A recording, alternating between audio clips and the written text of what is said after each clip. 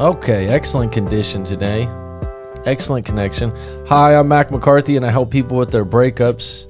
We have a live stream today that's about my boyfriend is a workaholic. I don't know why my camera angle's not on. Weird.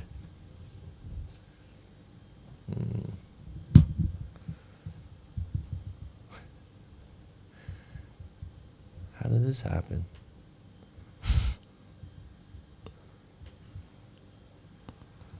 Well, let's just get into it, folks.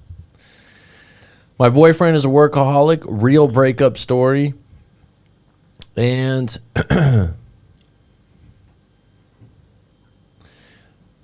this story today, if you have a story you want to share on writemac.com, please send it in to... Why is this? Never had this happen before.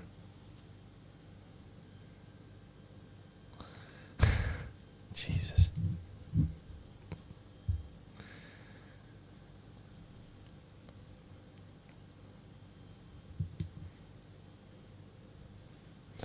Pull it up on your thing. What's up, Jen? How are you doing?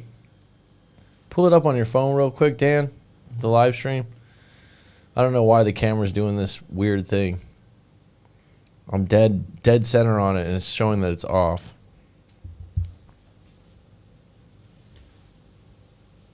Oh, it's dead. Okay, so it's just my viewpoint from the thing.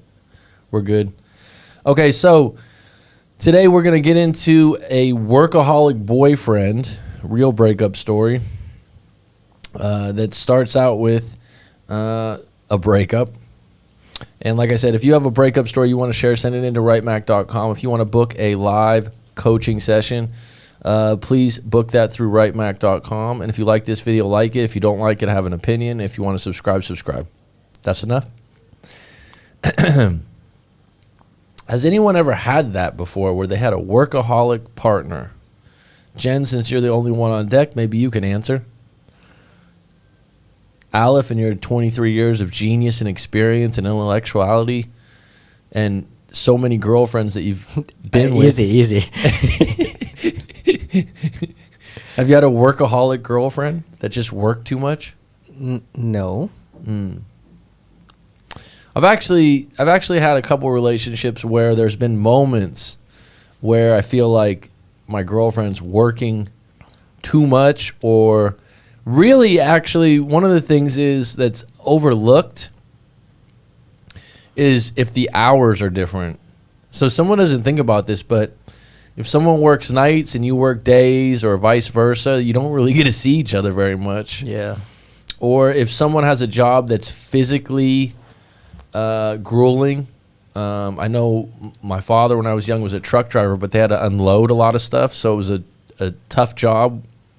Not mentally, but physically also. And I think that someone can come home from those kinds of jobs and not have a lot of energy left to talk and be good and whatnot. But I would say schedule differences is a big one. Sometimes if someone's not only a workaholic, but they work till 2 a.m. or they work a lot of overtime, that will really affect a relationship if there's not a set couple days where you're able to hang out. I had someone that was very stressed about work. That creates a challenging dynamic as well. So, but the hours weren't bad. That's interesting. How about this one? When someone you work with talks about work all the time, but you don't like what they talk about. I've had that one time before where I was like, oh, I don't want to hear about your office. I don't want to hear about the gossip of Susie leaving John, who I've never met before. I don't really care. And you'd think, like, you know, me doing breakup coaching or something like that, like, it would be interesting to me. When you don't know the people, there's nothing, right? When you hear, like, oh, you know, so-and-so at my job is with this, and I've never met them before, I have nothing emotionally invested. It's like, I don't want to hear this shit. Or complaining. Yeah, because work gossip doesn't really make sense when you don't know the people, because you can't draw your own conclusions. And sometimes someone will tell you something about their work gossip And you'll be like, well, actually, I take John's side. Sorry. Well, John's an asshole because this is, well, that's just because your friend goes out with John. You know what I mean? In my head, I'm like, I've had that happen before where I'm like, wait a minute. I don't think you did anything wrong there. I think that your friend's overreacting. And then it creates like, oh, God, really? Someone else says, I work nights to get away from my ex. Does that mean you got away from your ex or from your boyfriend at the time? That's not a good reason to work nights. I don't think I say I never worked nights on a shift, but I actually did when I was in school and college. I always had a job in retail that we would work nights, but just not till 2 a.m. But I had one girlfriend before that was a waitress, actually for like a family restaurant. And she would get home like 10:30, 11, and I had school in the morning. So it just got old. It just got old because it would be like, I'm about to go to bed, just brush my teeth. You're just getting home, having something to eat. You want to talk about your day. It just didn't line up. It affected your relationship. So you never had that, Aleph? Uh-huh. No time. I'm somewhat did overtime because I didn't want to be around her. Wow, this is interesting. This isn't where I thought this live stream would head, but this is the beauty of live streams. You only got 3 on deck and 2 likes, but it's appreciated. But the interesting thing is, I've never worked extra to get away from someone. That might be a major red flag in any relationship. That if you're like, oh, I'm working extra so I don't have to see my partner. That's a major red flag, actually. Right? So does it mean you really sick of your partner? Yeah. I mean, I don't think I've ever had that before. I've definitely had, like I said, I've had situations where I had a partner talk about work a lot in an excited way. But at the same time, I'm like, I don't want to hear about, Ed, Rick, and John that you work with. Especially, I don't know if anyone else has been there. We only got Johnny on deck that's a male, but I remember one relationship where she was working with a lot of men that were high-powered, rich, wealthy guys. So she was very intrigued by the amount of money they were making. But these guys were obviously flirting too. And she would be like, oh, he's just my friend, which could be the case. That being said, hearing about all the men around your girlfriend at a particular job can get on your nerves a little bit. Someone might be like, oh, that's just being insecure. I don't know if it's not being insecure. It's just real. It's if my girlfriend's being surrounded by a bunch of men all the time that she's talking about a lot, it's going to affect your ego and your psyche. And I think that vice versa, if a woman boyfriend or husband or partner comes home and talks about all the women he works with that have been talking to him, it doesn't feel good. And at some point you're like, what does Susie look like? Can I get a picture of her? Oh, is that Susie that I met at the Christmas party, the young one, the one that was wearing the short skirt? So what if your boy or your girl is a photographer and he had or she got to meet a lot of guy or girls? Photographer. Yeah. What if? That's a what if situation. Yeah, that could be. What if they were famous? What if they were a movie star? Photographer would be one that would be photographer is definitely someone that would get a lot of attention, huh? Yeah, made a lot of good cash. Well, a photographer doesn't necessarily mean you always film women or men. Mm-hmm. You have nature. You have geography. Man, I was just thinking about it recently. I've got like 4 or 5 friends that are for quote unquote photographers. And they all film different things though. So I don't know if you're in that, but obviously if a man's a photographer of models that are women, that's going to be a little bit tough, right? Because not only does he hold a position of, I don't know if I'd say power, but something that's looked up to. If a good guy photographer could make a woman look beautiful or feel good about that, I'm sure that would happen to suggest. Oh, Johnny says my brother is a photographer and he got laid big time. LOL. I think it's a useful skill in that region that, especially in 2021 when more people like to take videos and photos than ever before, and really care how you look. Because when I was a kid, long time ago, and we used to take pictures, you wouldn't take pictures to like look good. You'd take pictures because, you know what I mean, Jen? Like you'd care how you look in a picture, I suppose, but you'd more or less take a picture. It's someone's birthday, or you're with friends. But I think really now with maybe your generation, Aleph, people in their early 20s, it's a lot different, because people will be like, oh, this is going to be on Instagram, this is going to be on Facebook. They really need to present an image or to look really good, when pictures used to be taken for the moment. Yeah. It was keep in mind, here's the thing about pictures back in the day. There was something called 35 millimeter. Have you ever heard of this? And you only got about 24 pictures, and the film cost money. Yeah. And then there was a 36 picture roll, and the film cost money. Then it cost money to get developed. So you wouldn't just take pictures like, oh, take 100 of me on the beach. It was like, no, you save it for a fucking moment. Like, it needs to be something cool, or, you know what I mean? Now, I think I told you this before. I had a student at the university said, oh my God, I just lost all my photos. I said, really? She said, yeah. She's like, I'm just so sad about it and upset. I said, how many photos were there? 15,000. I said, excuse me? 20 years old, I have 15,000 photos. I said, you haven't had 15,000 moments in your life. That's amazing. But I'm not surprised. I'm sure there's people out there that got a drive that has 15,000, 10,000. How you couldn't even spend a year on those, man. Yeah. Right? Could you look through 15,000 photos? I mean, geez. Maybe there's a reason you lost them. Oh, Johnny Ha, I guess it was a win-win by away from her and more money. But I worked nights, and she used to drink a lot, and I would come in the morning and still drunk from the wild night. That's not good. No bueno. Man, it was his crutch, though. Lays don't count.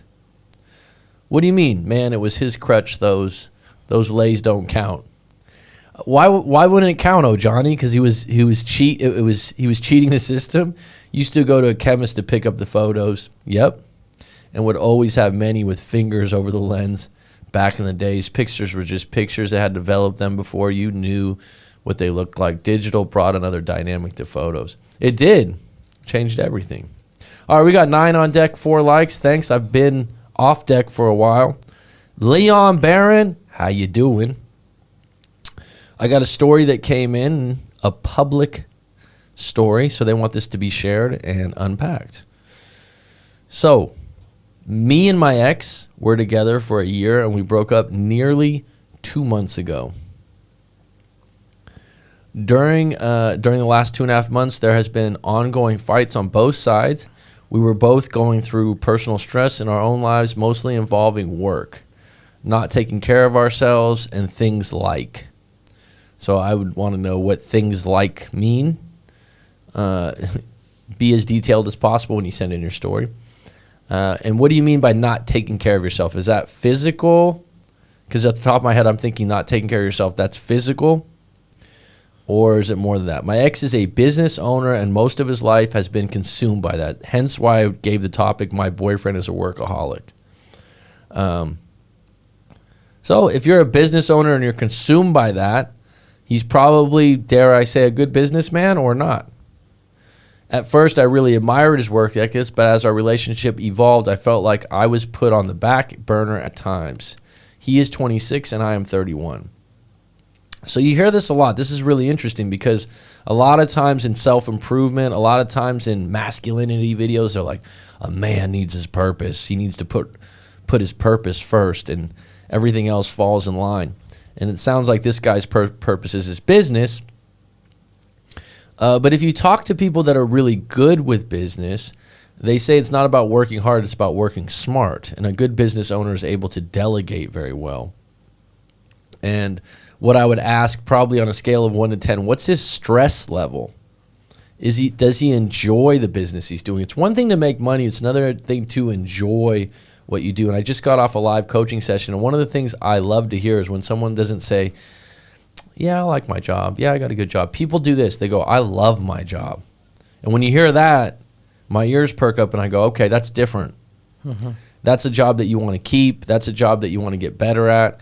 And so that would be the question, is in all this madness of him being consumed by it, does he love what he does? And if he does, you might have to make a decision on your end at 26 years old. Do you want to be in a relationship where someone's consumed by a job that you don't find as important as he does? This is my second serious boyfriend. We knew we had been fighting a lot, but he told me that we really wanted to make it work, how much he loved me. About a week after that, he broke up with me 2 weeks before Christmas. That's never nice.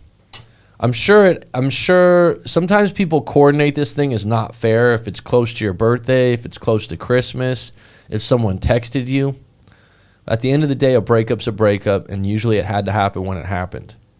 Or what's the alternative? Someone goes, oh, I'm not going to break up with you. I'll have pity because Christmas is coming. And then they have a fake Christmas with you. They have a fake New Year's with you. And then they break up with you? Is that what you'd rather have? Because people come to me all the time. We just had a great Christmas and New Year's was wonderful. And then a week later, they broke up with me. So maybe they were waiting. It's never a good time for a breakup. So when you look at it and you say, oh, it was 2 weeks before Christmas, soften that landing a little bit. He said that we were moving into different places in our lives. He felt like we were going nowhere. He couldn't be there for me the way I needed, and he wanted to focus on himself. Okay, first question. Do you believe him? That is a valid reason to break up with someone. It doesn't feel nice.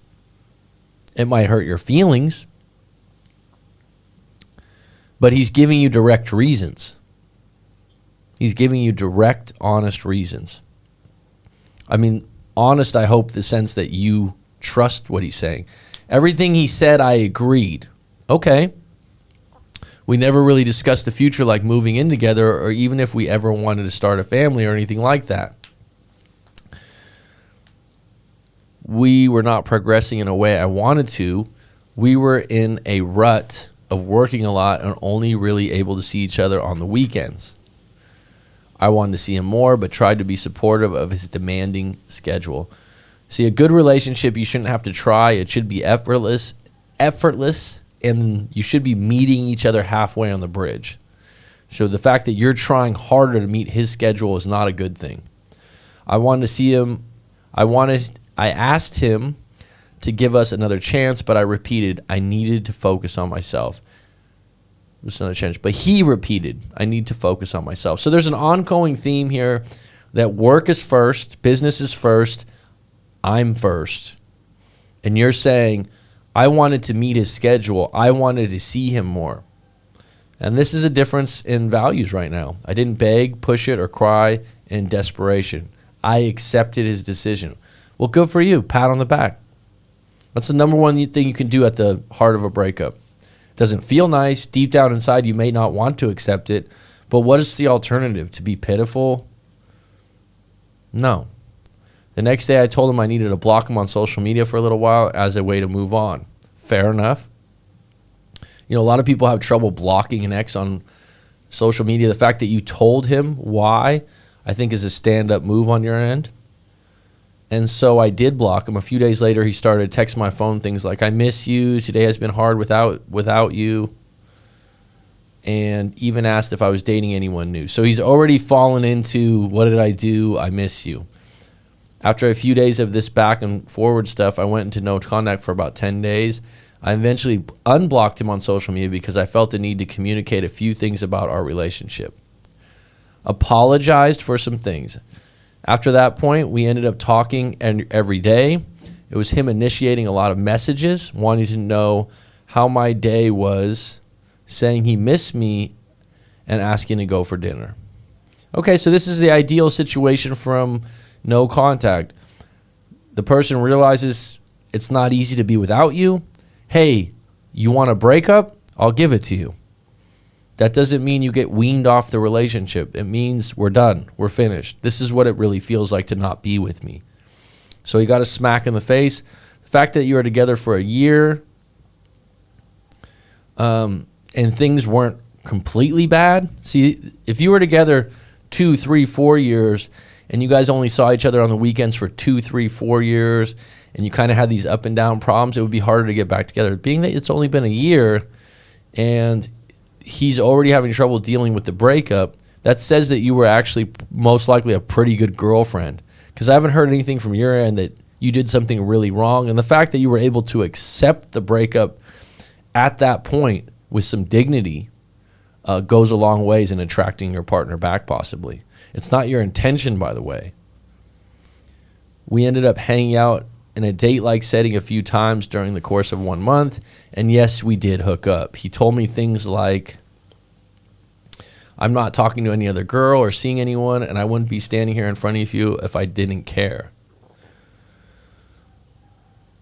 So you hooked up, you went on dates, he said he missed you, he said things like, I'm not talking to anyone else or seeing anyone else. Basically what he's saying is, I want to continue to see you, but I'm not sure I want to get back together. Am I correct?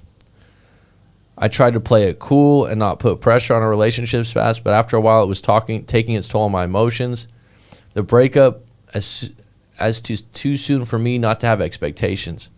If you went out multiple times and you hooked up and he said, I'm not talking to any other girl or seeing anyone and I wouldn't be standing here in front of you if I didn't care, you have a right to say, okay, let's get back together. You have a right to ask where you stand. There wasn't a bunch of wreckage. There wasn't cheating. There wasn't stealing. There wasn't abuse here or anything like that. This is a relationship that had some clear issues with schedule, with time, with focus on himself. He had some time away from it. He missed you. You went out. You guys had a good time. You don't want to be someone that's in the gray area for another 3 or 4 or 5 months. You're like, we went out a few times. Where's this headed? You have a right to ask that. The breakup, soon for me to have expectation, but during this time I've really been focusing on myself, like going to the gym, seeing friends, and talking to a counselor. I know he has been doing a lot of hobbies as well, like skiing and seeing friends. I was happy we were both focusing on ourselves. About 3 weeks of us texting, hanging out, I asked him if we would ever want to get back together, and he said I would hope so. See, that's kind of a vague way to go about it. Would you ever want to be back with me again? I would hope so. That translates to not right now. I'm comfortable with the way things are going. It sounds to me like, and I'm telling you from a guy's standpoint, if he can have his cake and eat it too, in other words, we can see each other, we can hook up, we can date, but let's not be official. Because there's just too much work involved in that, and there's too many expectations. I think your end is going, I'm up for dating, seeing each other again, taking it a little bit slow, but is there gold at the end of the tunnel? This felt very vague and even more draining to my emotions. Well, your question was vague, to be honest. He never directly said to me yes or no in terms of getting back together. If I were you, instead of saying would he ever want to get back together, you could say, hey, look, I think we've had a really good time together. However you want to word that in your words. And it's been nice, but I do want to get back together with you. You need to polarize the situation. This is not a time to play games. And because I think you would be very comfortable with not having to commit, but being able to see you when he wants to see you. And it's not comfortable for you. He never directly said to me yes or no in terms of getting back there. So I got all out on the table and sent him a text expressing how I still had feelings for him. Good for you. You guys were boyfriend and girlfriend before. You need to be honest and upfront. This is not a time for games. I still have feelings for him and hope we could try to rebuild a new relationship together and leave our old relationship behind. Good words. I said I wanted to be open. I wanted to know how he felt and what he wanted. His response was, I truly don't know what to say because I'm so confused. Translation, I don't want to get back together right now. That's what he's saying. I told him that his feelings were valid, but I needed to take some space and try to move on with my life. And you're being very clear. I want a relationship. I want to be together. I don't want to see you when you miss me. I want to be with you. There's a difference. You being upfront with that right now is golden. That's you being true to yourself. That's you being able to heal out of this. And that's you not making a covert contract where you go, if I go out with you, if we hook up a few nights, then I believe we'll get back together. And a lot of people do that in relationships. They go, well, I was doing this because I thought this would happen. And you know what you just did? You just threw everything off the table and went, hey, look, we're not going to do this forever, where we could just see each other for a month or 2 months. And I applaud you for it because you're being honest about your feelings. You took it slow, you took it honest, and now you're going, no, I'm not going to just kind of see you when you miss me. I didn't feel it was fair to have my feelings played with because he was unsure of his. I agree. Great statement. The texting still somewhat continued between us until I said I wasn't interested in being friends. Good for you. He told me he understood. He said I need to throw myself into work so I can distract myself from you. That's his problem. I've been working hard on trying to accept the breakup. It's been very difficult, and I removed him from social media a few days because he was constantly watching my posted stories. It's been about a week since I said I didn't want to be friends anymore, but today I had a moment of weakness and texted him about an issue I had at work. He was quick to reply with questions and concerns for me. My goal is to stick to no contact, to focus on energy back onto myself. I'm trying to protect my heart.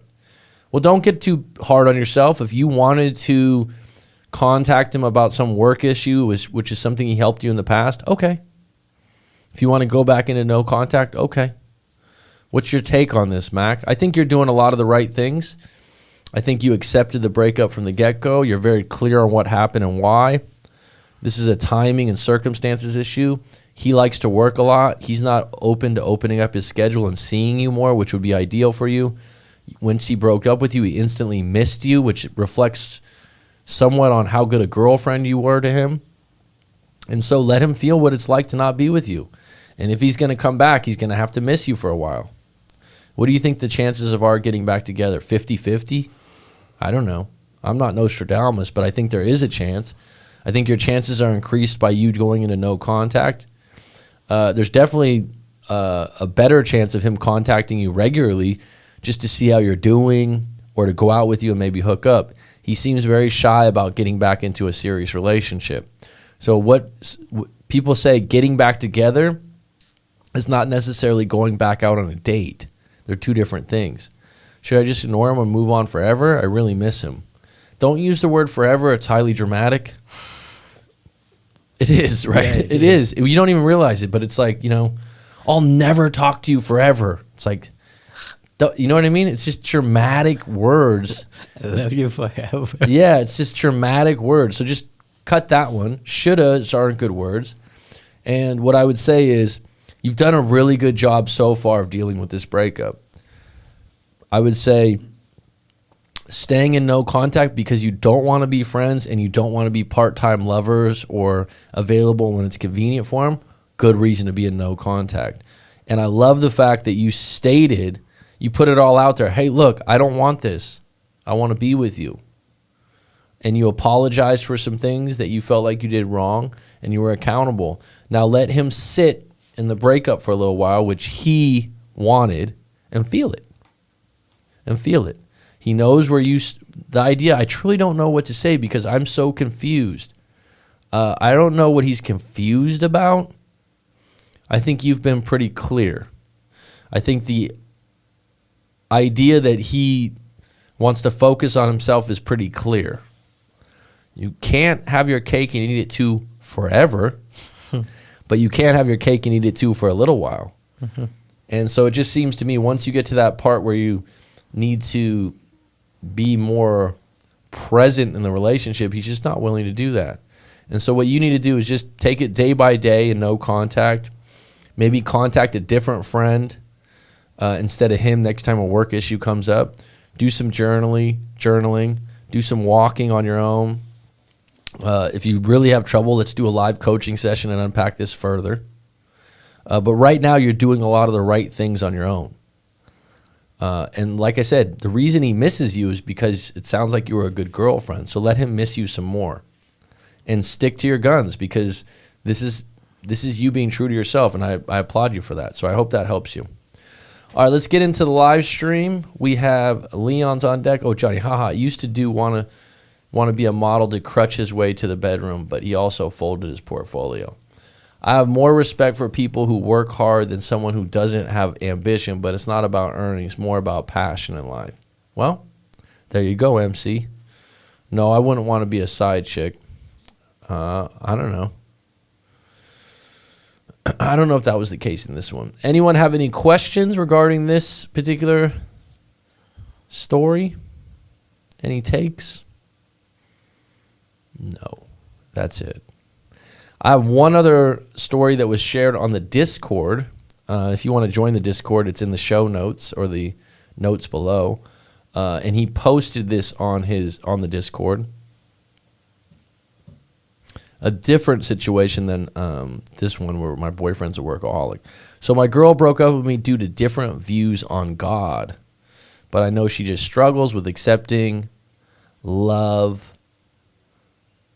Just struggles with accepting love and shit. And shit, obviously. I haven't contacted her or anything. But she's been liking my posts now of me lifting and also posting lyrical songs about missing my true love and shit. What the fuck, he writes. So, so this was on the Discord, right? So it's a little bit different. This is why I like people to write their story and take their time and write it more clearly. Mm-hmm. Isn't it more like a text form where you're like, what? What are you talking about here?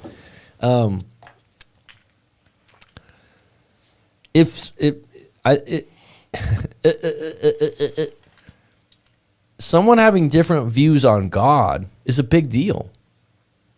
It's a big deal. To have a relationship, if you can't agree to disagree, then it's going to be very difficult for you to move forward in the relationship. If someone's views on something like God are very high, and then you say, but I know she just struggles with accepting love. So you're like, we have different views on God, but it also just she struggles with love. That's your way of making it easier to swallow the fact that you guys don't line up on something very important. Very important. And religion's not a big issue for everyone, but for couples that it is, it absolutely could divide you. And if you put it to the side, and I'll put it this way, let's say you give in. Al, if you get a new girlfriend and they have issues with how you look at religion, and you're like, okay, anything you want, hon. 2-3 years down the road, you're not going to be happy. Yeah. Praying to a God or following rules you don't believe in.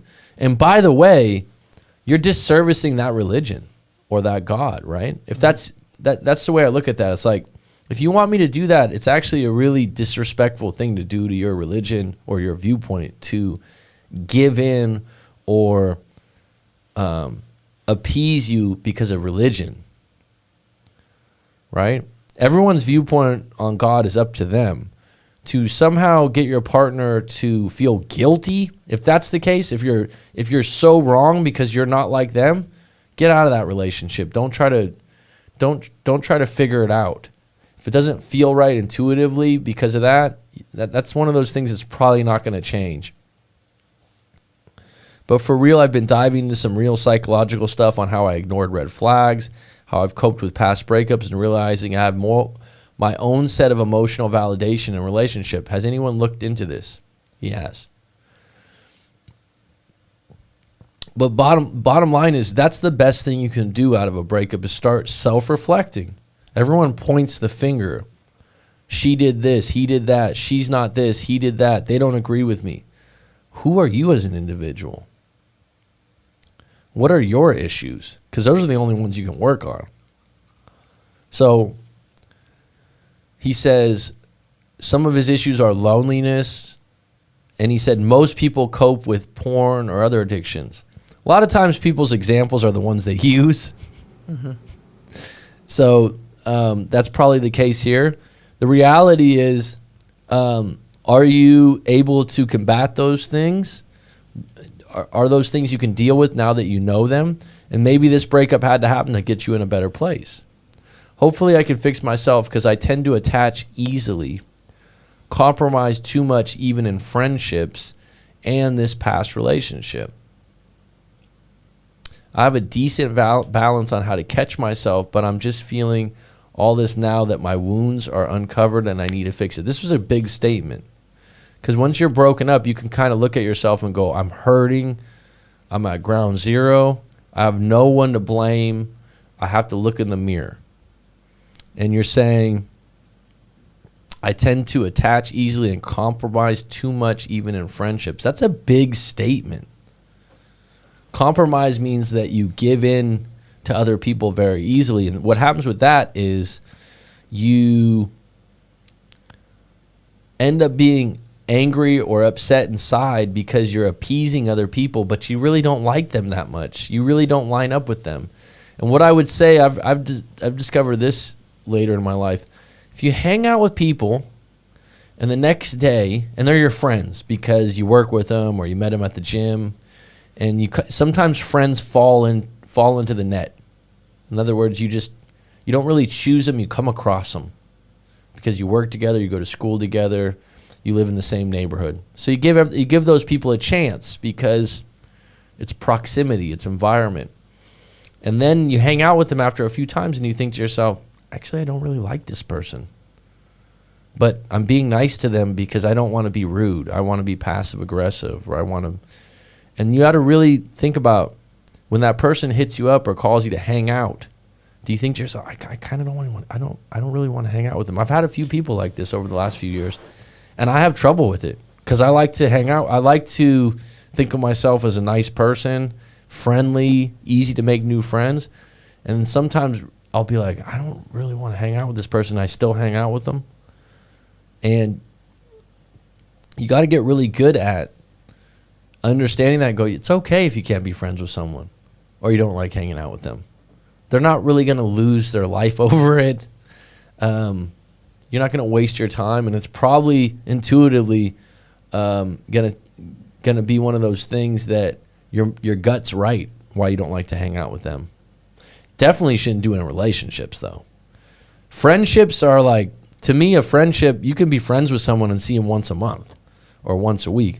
A relationship with a romantic partner, that's like you're talking more regularly. You sleep together. You sleep together. You hang out a lot. Mm-hmm. Like, you don't want to be giving into that person all the time. That's extremely weak. That's going to create a lot of loss in confidence. A lot of loss in confidence in my book. Pioneer Caddy says, work on yourself.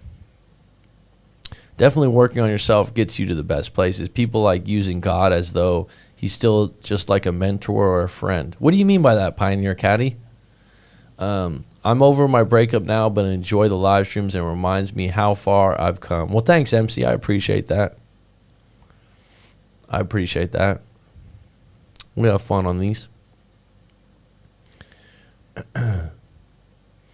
The people that do really well, though, is the people that look at themselves and have more and realize that there's so much more in life. This sounds maybe cheesy.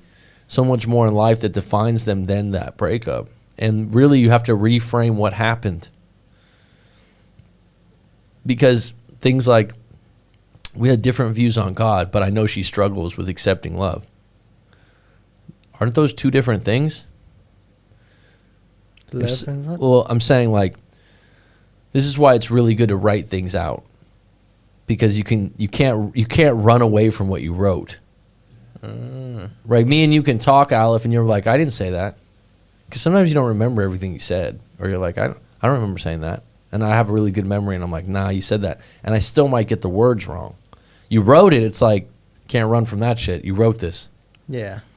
It's what you really think, so it crystallizes it. So when someone writes, my girl broke up with me due to different views on God's, but I know she just struggles with accepting love. To me, accepting love, struggling with accepting love, and views on God are two different things. Wouldn't they be two different things? Yeah, I think that's different thing. Yeah, but you put it in the same sentence. So that's why you need to separate those things and then reframe the idea that if someone wants to break up with you because of views on God, someone wants to break up with you. Someone I just had a bad breakup over politics, the Trump-Biden thing. Like literally the girlfriend was hysterically crying and saying that he had to vote for Biden pretty much or else they're done. And the guy was like, no. Right? It's like those kinds of things, you are compromising your soul to just do it because someone wants you to and you don't want to get in a fight, because you need to believe in something. Otherwise, you become a doormat. The idea that someone struggles with accepting love, what's the definition of love? That's the individual's the case, right? So it's always different. They just bring God up in the middle of argument like he's a third person, like he's some type of hunter. Okay. I haven't had views on God be an issue or religion in past relationships, so I haven't had a lot of experience with it, but I've had a lot of people in live coaching sessions that it's been an issue.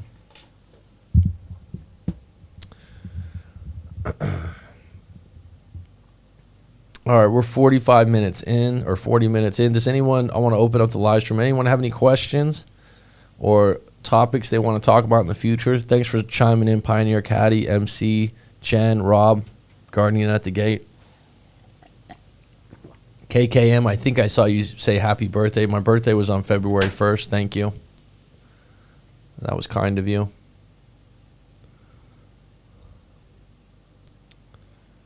Which is 4 days ago, but never too late. Had a very good time on my birthday, gone fishing.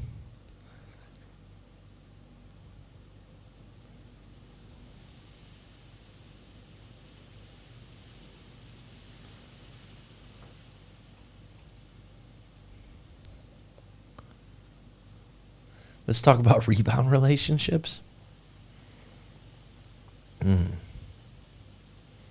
Why do you think it's called rebound? That's a good question. Rebound relationships. Number one, I'll say about rebound relationships, they actually can work for some people. Some people end up with someone that they rebounded with. They're with them for 5, 6, 7, 8 years, 10 years. I mean, it can happen.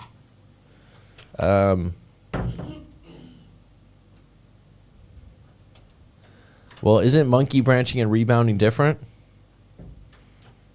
I didn't know what monkey branching was, the term, before I did breakup coaching.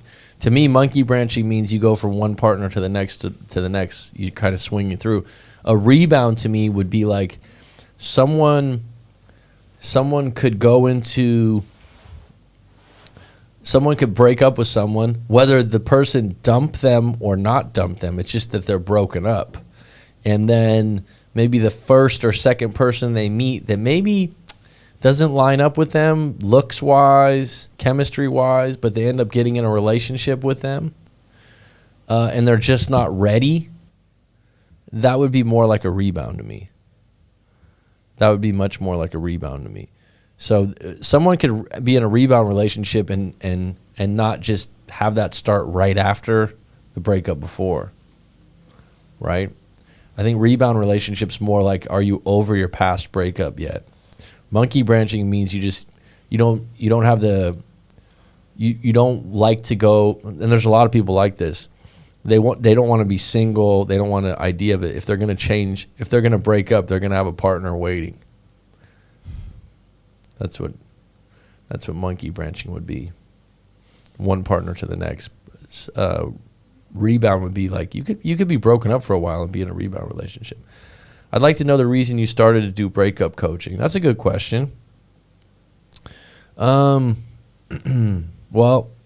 before I moved to Thailand, I had a pretty tough breakup at the time.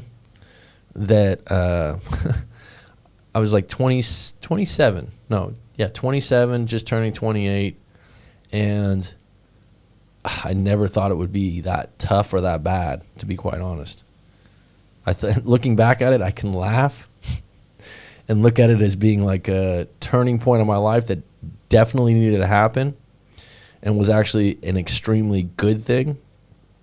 But I never foresaw feeling that low or that bad or that even, I don't even like to use the word depressed because I don't identify with being depressed, but I was depressed. I remember a friend was like, well, you got depression. I'm like, I don't have depression. But I was pretty sad and upset and hurt. And I actually initiated the breakup. I just didn't know it was going to go down that way, and it just hurt. And I never had felt something like that before at that age. So it was the first time I had some things happen to me in my life. I went through them that weren't great, and my life wasn't perfect. But that one really, really took wind out of my sails at a level I've never had before. And I really had to do some self-reflection, go through some tough times. It was just tough. That's an understatement. And then when I came out of it, when I would be around other people that were broken up, I had this immediate built-in compassion. And I'd also just kind of be like, I had a few people in my life during the breakup that really helped me. And I really appreciated that, whether you'd call them a coach or not. One was a family member. A couple of, like I said, it was a hypnotherapist. There was a spiritual healer. I talked to a few different people. And so those experiences, I remember being very thankful later on for. And so when I'd come across someone else that was in that situation, I'd be more than willing to be on the other end and talk to them and help them out. And then I realized I was teaching a public speaking course where I had shared a breakup story as an example of something someone could talk about in breakups. And the whole class was intrigued by this story. And then when it came time to give their speeches or their talks, maybe 5 or 6 students did breakups, and I was just shocked that there's a lot of other people that have crazy breakups. It's a turning point for other people's lives. And so that's what motivated me to do it. And then I looked online when I was thinking about doing this, because I've always wanted to maybe do counseling or something in regards to counseling, but I didn't want to go the route of going to get a master's or a PhD and doing textbook type shit. I always wanted to do my own kind of thing. And so I had helped a few friends, and they had told me I was good at it. And so when I was looking online at YouTube, one time I saw people like Corey Wayne and some of these other people. I was like, I could do this. Even Dr. Phil, when I was in my teen years, I was like, I could do that. Doesn't mean I'm better than them, because if, Aleph goes to someone for help about his breakup, or Danny or John or Jim or Jody, whatever, they're all going to have different opinions, right? I don't know if I'm better, but I can certainly do it and help people. So that's how I came across it. I think that your story counts, and I just kind of put this together and started out doing it for free. And now it's evolved into this. And so the other thing I think you realize when you try something new that wasn't, necessarily textbook based. What I mean by that, like you didn't get a PhD or you didn't get a certification in it, you can kind of shape how you want to go about it in a really creative and fun way. And I'm really proud that it's evolved that way. It's like my coaching style isn't certified by some company that gave me a textbook and test to follow. I actually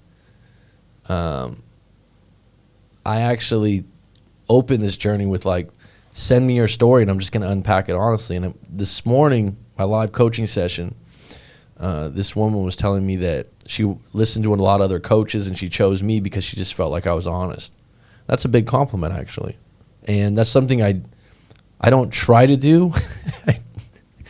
I generally am honest about it, right? So I think that what we have, and I'm not going to get in one of those general things where you're putting down other coaches or anything like that, because I think seeking multiple opinions or finding someone that helps you individually, better or not, is up to you. But there is certainly a lot of stuff out there that seems a bit fake, right? Mm-hmm. I know Aleph looked at some of the other videos on YouTube, and Danny having to like, God, this guy's horrible, or this, like, it just gives you a bad vibe, right? So, and some people like it though, right? So it's different. As I moved on, it's hard for me to get out of this valley. It's a weight on me to get out and renew myself. I stay in the house every day, all day at the age of 32. Okay, so why are you staying in the house, Pioneer Caddy? Do you have the ability to walk out of the house and go on walks, or is your area right now one of those COVID areas that you cannot leave the house? You have a good way of unpicking people's stories. Thank you for answering so openly. No problem, MC. It's a good question. Jenny? Hey, Mac, I'm late, but I'm here. Better late than never, Jen. We have a few Jennies. Yeah.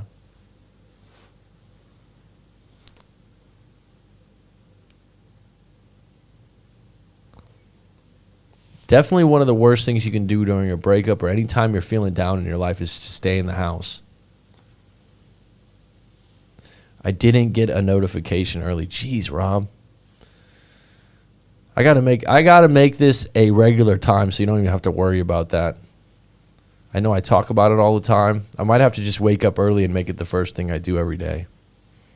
That would be a time change difference, but that might be the answer. I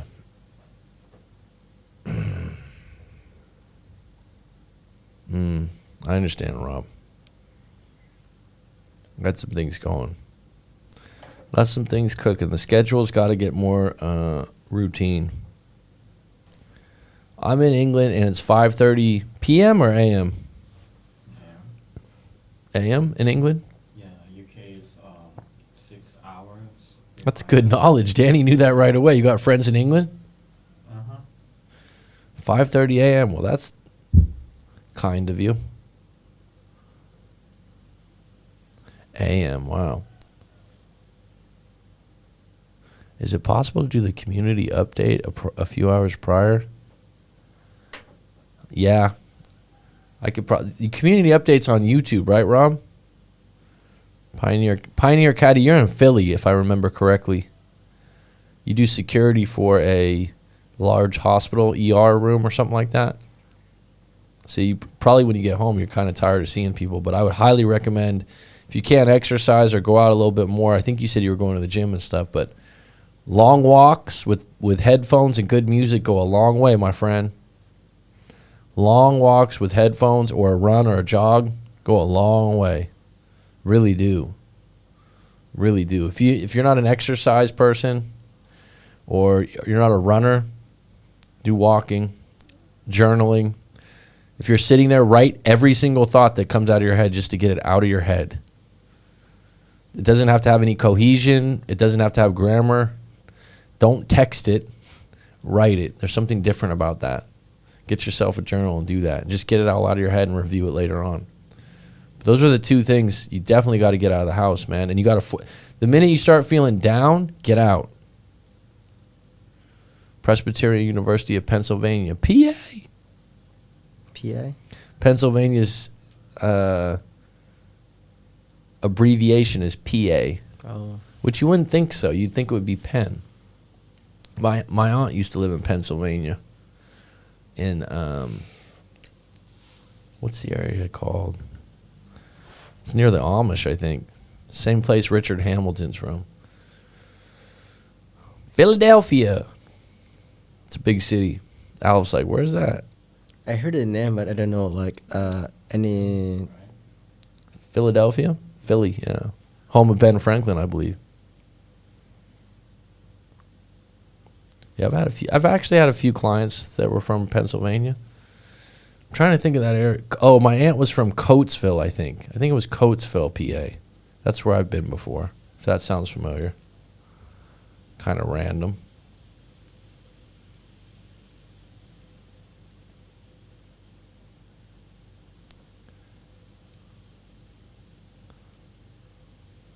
Philly, nice place. As I said before, it makes you think of Boys to Men. Motown Philly back again. Drexel University, okay. 10 on deck, 4 likes, folks. I thank you kindly. I will be back on deck tomorrow.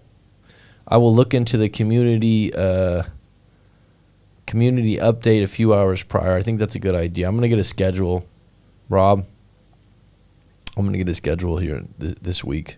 There's some things that opened up in my schedule. Last week I had a couple birthday events. Makes me think of Iverson. Okay, because I always think of Iverson too. He went to Georgetown. Eric Lindros. I know who Eric Lindros is, but I wasn't a big hockey guy. Never was into that. But yeah, that's true.